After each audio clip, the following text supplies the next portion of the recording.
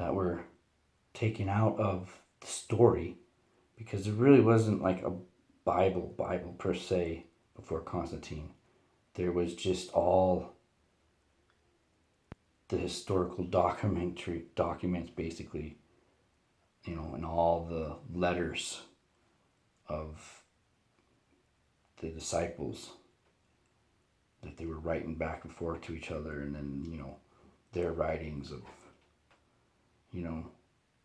their journeys and preaching the gospel of the Lord.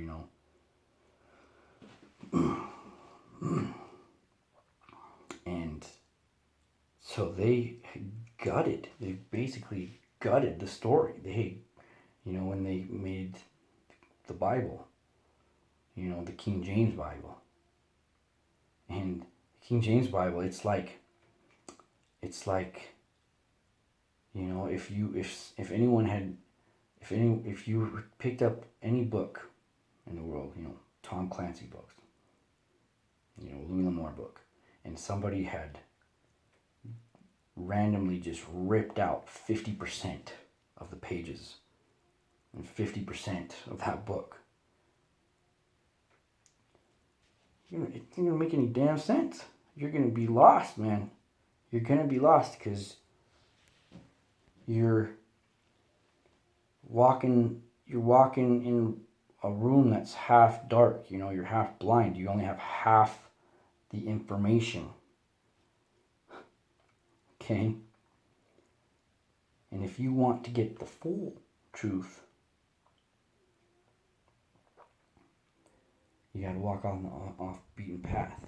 And I did, and I looked at all of it, and all the way, and I just stopped there. I didn't just stop there. I went all the way into Sumerian tablets. Okay? There's a Sumerian clay text. Okay? And the beginnings of the trying to translate him with Zachariah Stitchin and stuff, And Zachariah Stitchin's translation of the Sumerian text, wasn't 100% accurate, and he was just trying his best, but he was pretty close. It was, he was like 70% accurate. It was the Sumerian language was the oldest language known to man, basically, because Sumeria was the very first civilization to pop up after the flood. Okay, so I dived deep, and we're talking years and years and years and years of studying and research, all this stuff. And I had discovered that, that the King James and Constantine and the Council of Nine's construct of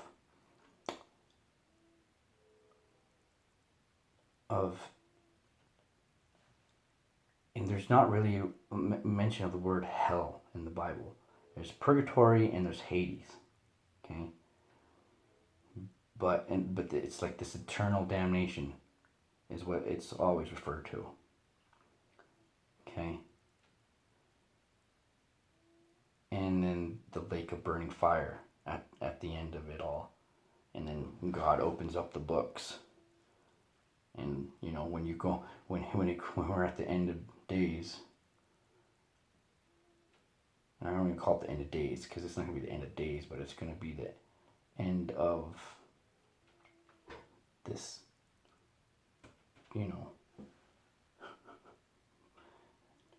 the people living kind of half in the dark, not having full knowledge, not knowing what's going on, is going to be over. A bunch of people are going to be, there's going to be, a bunch of people are going to get wiped out. And it's basically just going to be cleansing of the souls that are never, that they're never going to grow. They were never going to grow out of their dark acts and their ignorance, So when it talks about the lake of burning fire, you cast into the lake when God opens up the books. And it's like, well, and you say, well, I never knew about Yeshua. I was living in a part of the world where, that there was no information about Jesus really, and the gospel, and so and there's Amazonian tribes, and there's people that have had like almost no exposure to the gospel and Jesus and stuff. How are you going to send them to hell, a torturous hell dimension for eternity? So it does say in the Bible, when we get to that point, God's going to open up the books and be like, okay, fair enough, you didn't have any exposure to the teachings of Jesus and knowledge of me. Let's open up the books and see what kind of person you were. Okay. And open those books, and this is the thing. I'm getting a little ahead of myself. This is the thing. Is that when he opens up those books, he's not just looking at your one lifetime. This is what no Christian understands. No, there's hardly any Christians that understand this. Is that he's not just looking at the one lifetime, he's looking at your hundreds of lifetimes that you've lived. Thousands of years. What? Huh? What? Yeah. You go in, research the Gospel of Thomas, the book of Elosh. Not Enoch, but Elosh. Enoch's that one, the first book, Enoch. Yes, that also needs to be studied too, so you can get a greater grasp of the whole origin and story and everything.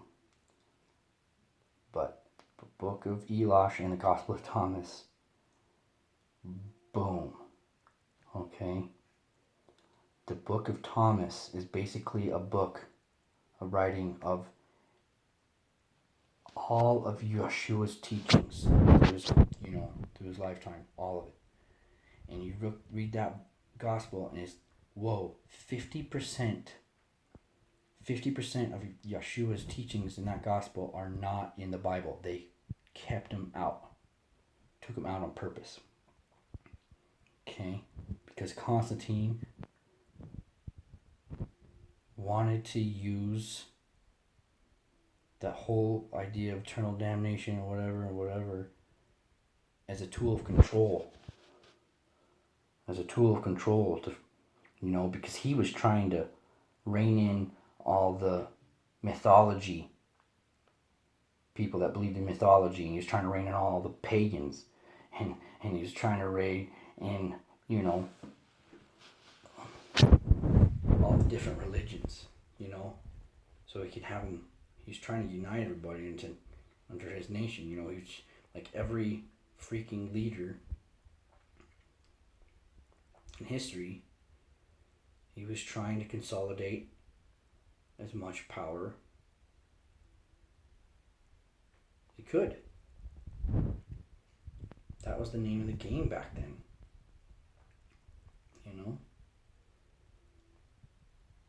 And so he's trying to use it as a tool of control. Well, read the book of Thomas, the Gospel of Thomas.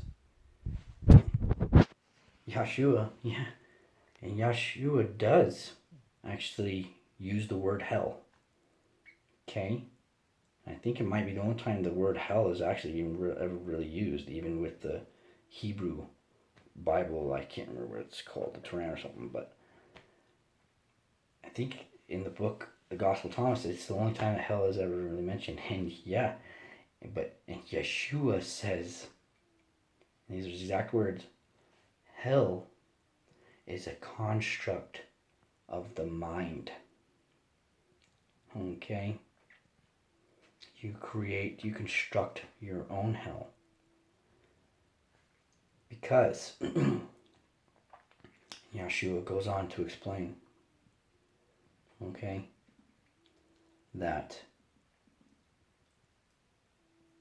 when you die, and this is the book of Thomas, that it's like you've only gone to sleep for a night. It's like just going to sleep for a night. Okay? That's what he said. Death is like when you die, it's just like just going to sleep for a night. And you come back. He called it reincarnate. Is what he called it. Reincarnate. Yeah. Yeshua believed in reincarnation.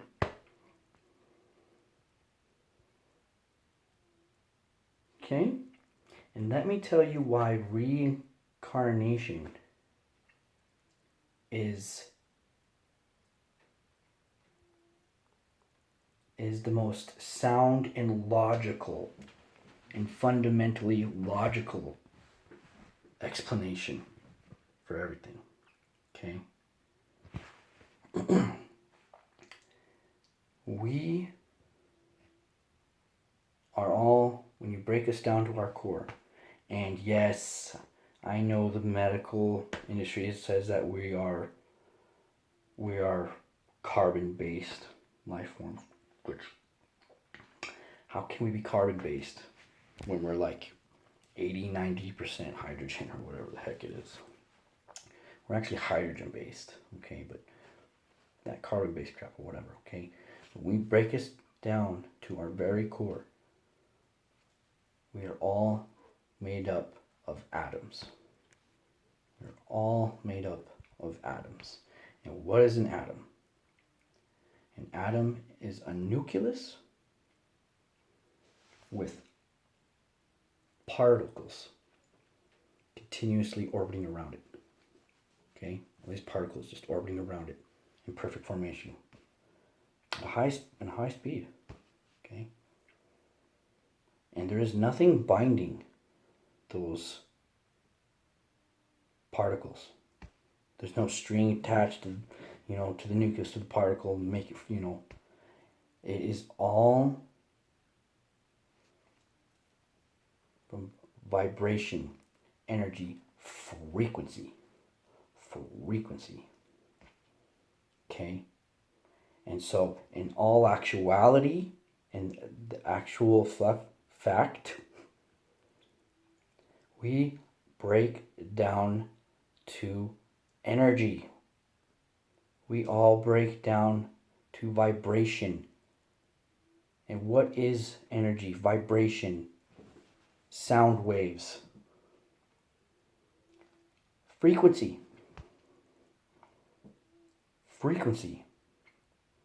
What is electricity?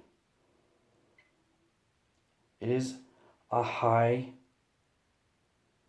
rate of energy, frequency. Okay? And that is our spirit. That is the spirit. Frequency, spirit, soul, all the same thing. Okay? Spirit was just the best way to explain it back when they didn't have scientific labs and advanced instruments and technologies where you could be able to examine atoms and particles and all that stuff, okay?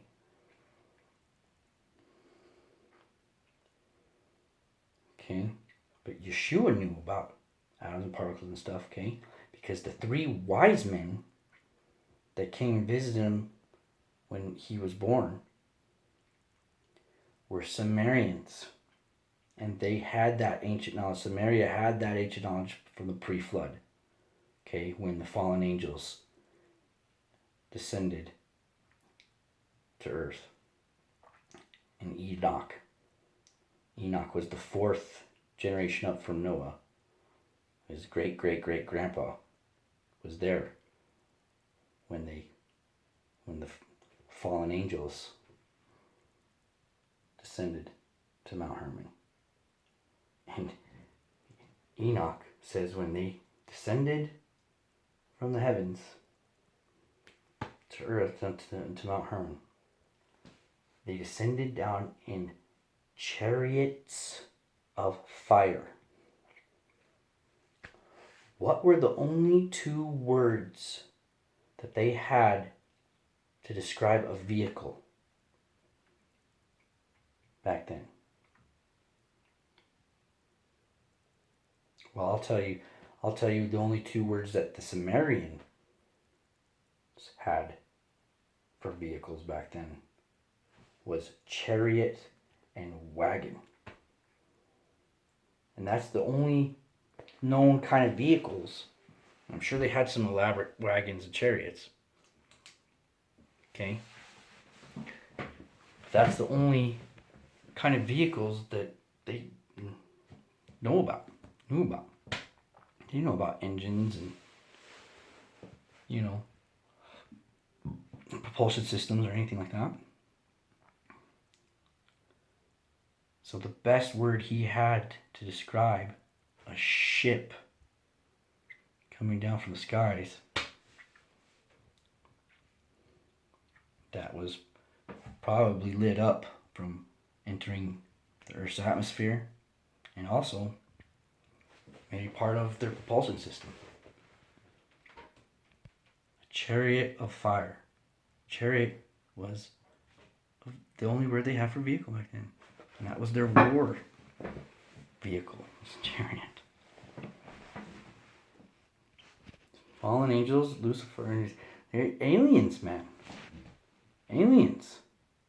Okay, they weren't, and that makes that makes a hell of a lot more sense. That's more comprehensible than some magical, mythical,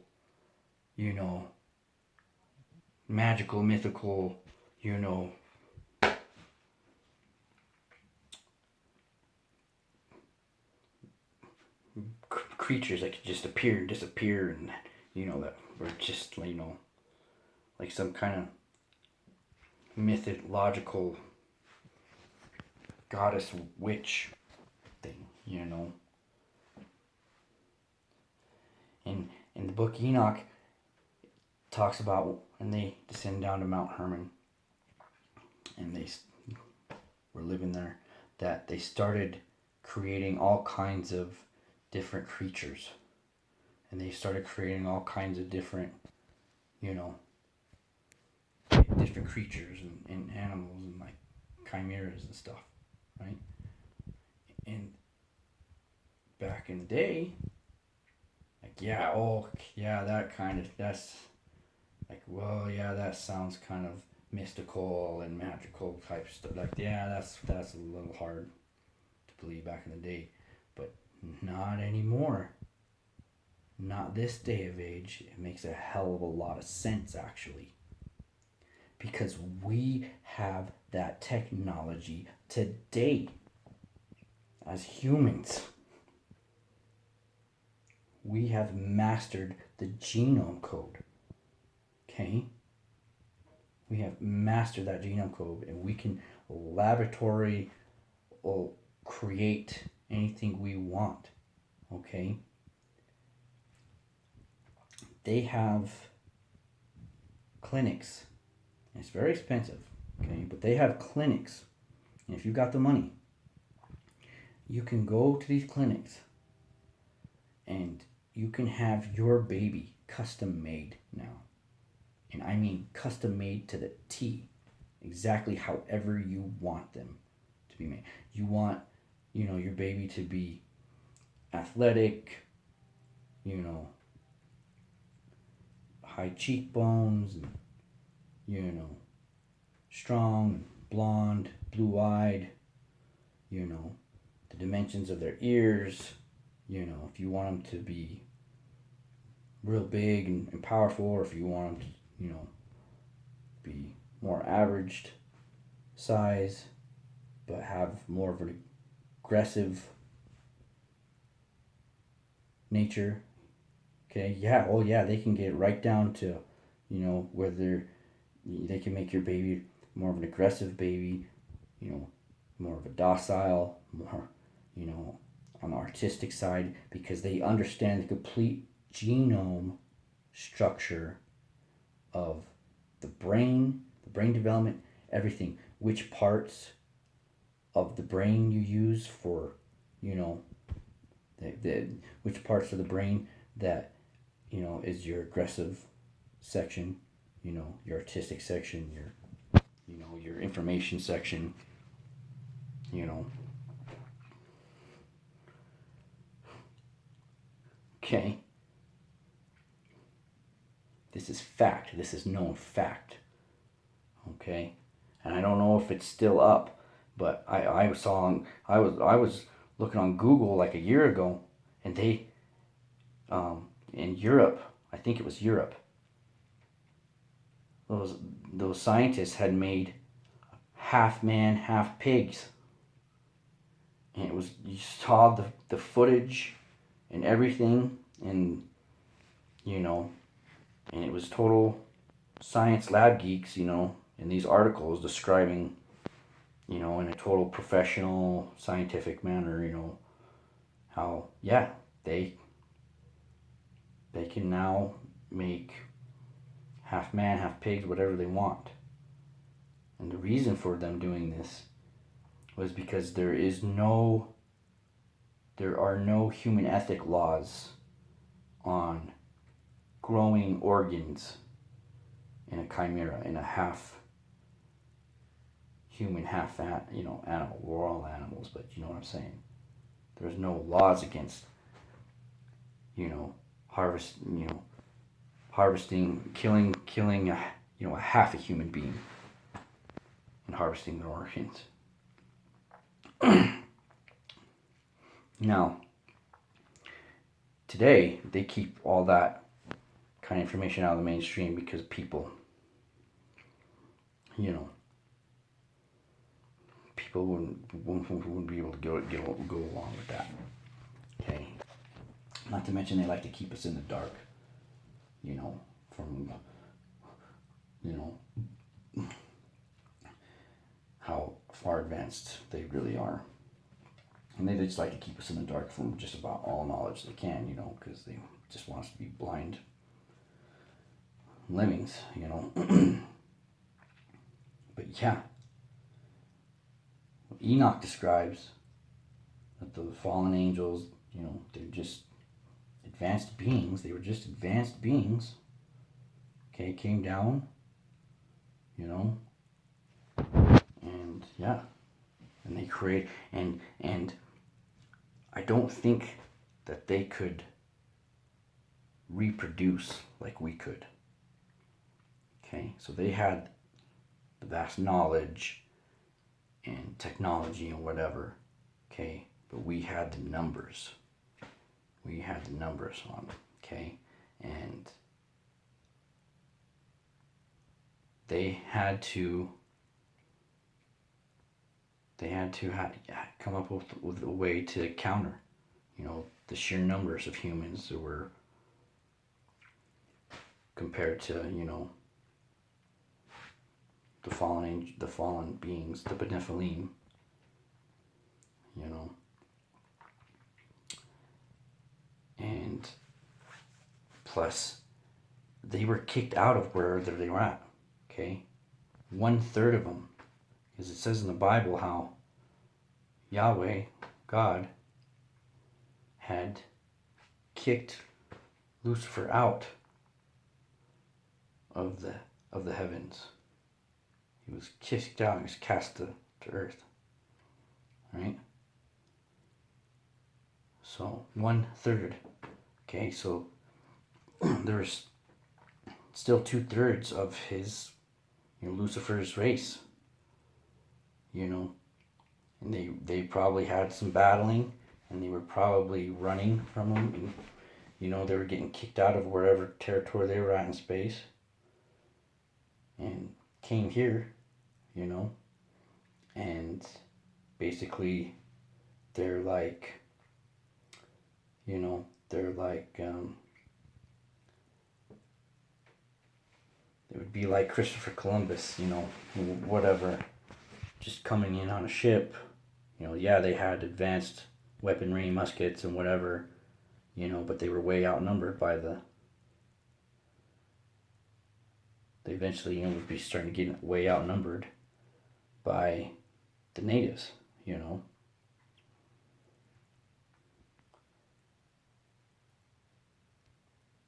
So they had to come up with, a solution. So they created the race of Nephilim, of these giants, which is all in the Bible. Okay. And they, with their laboratory, their technology, because if we've mastered the genome code and we can, create whatever, these advanced beings that came from another galaxy or whatever in freaking spaceships, I'm sure they had it. They did. According to the documents from Enoch in some of the Old Testament.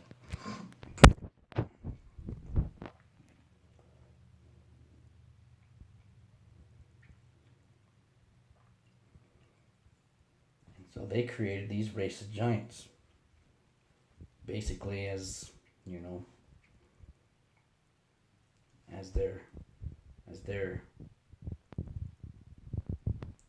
foot soldiers, as their numbers, to counter all our numbers from reproducing. Plus, how many humans were already here when Lucifer landed on Mount Hermon?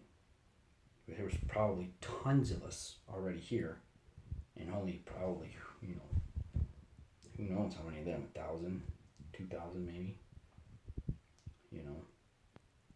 compared to what, 500,000, million, 2, 3 million that were humans that were already here.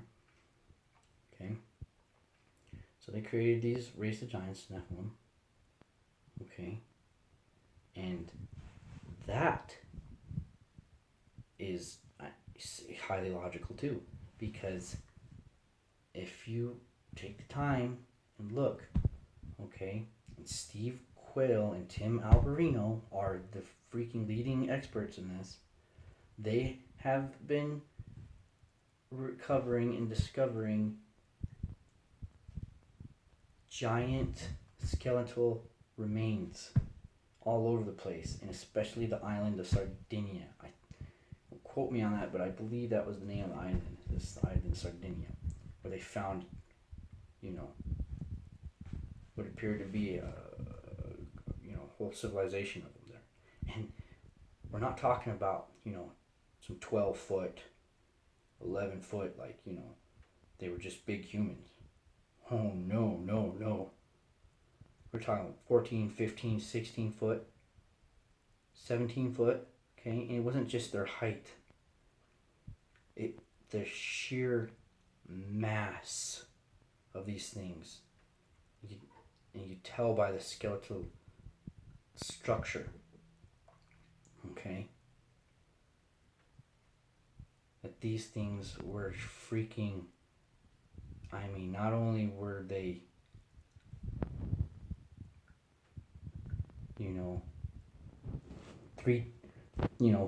4 or 5 times our size, but in girth, in width, in muscle, in mass, they were like 6 times us, 7 times us.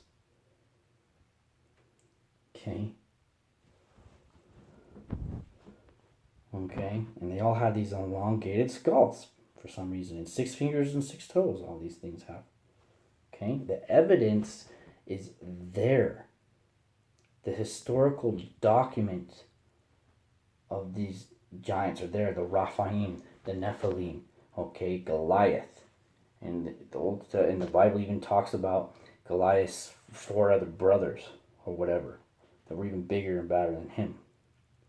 Okay, for some reason it appears that the pre-flood giants were much bigger. Well, I don't say much bigger, but they were a lot big. They were bigger than post-flood giants. Okay, but there's tons of evidence, tons of eyewitness testimony when they were digging all these skeletons up in the island of Sardinia, because people were upgrading their infrastructure and plumbing and all that stuff or whatever. Okay. And, these elderly folk or whatever that talk about these skeletal remains, the island of Sardinia, these are good, simple, good people. They weren't a bunch of radical, weirdo, backwoods, rudimentary, belief. These were just regular people, good people, honest people. And like the whole dang island testifies to it. Okay. Not to mention there's all kinds of photographic, there's photographic evidence. It's the evidence is there. It's clear as day if you just look. Okay. Okay, all it takes is a little bit of wisdom, practical sense, level-headedness to be able to decipher the disinformation and the bullshit from the real info. Okay.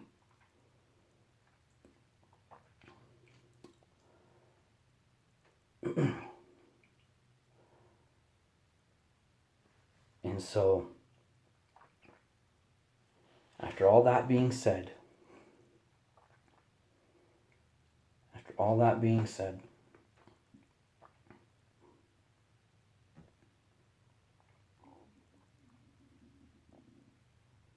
if you still don't believe, if you go watch Kim Clemente's prophecies, and then after this whole Trump thing is done, and the electoral thing is done, and you'll see that Kim Clemente's prophecy was freaking down to an exact T.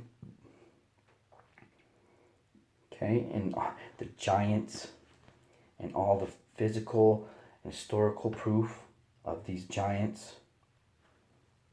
Okay, and in the book Enoch. And we have UFOs today, people. The Sci-Fi Channel came out on regular main network TV. The Sci-Fi Channel came out like freaking 3 or 4 months ago. This is on regular TV, and said, and they were serious as all heck. That we have discovered that Germany, Hitler in 1942 or 3 or whatever, had they had